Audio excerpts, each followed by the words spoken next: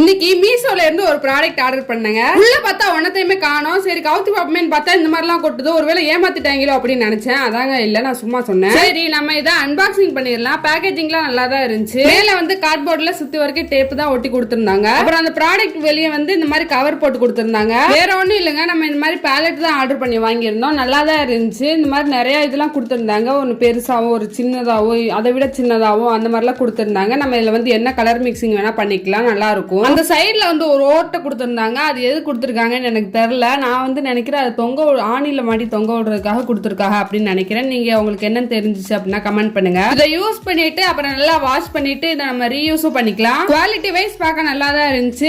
எனக்கு ரேட் வந்து மறந்துருச்சு, அதனால நான் வந்து மேல வந்து போடுறேன். நான் வாங்கியிருக்கிறது என்ன பிராண்டுனா ஆர்டிரினா அப்படின்னு எழுதி இருந்துச்சு. அந்த பிராண்டு தான் நான் வாங்கியிருக்கேன். இந்த ரேட்டுக்கு இது ஒர்த்தா அப்படிங்கறத கமெண்ட் பண்ணுங்க.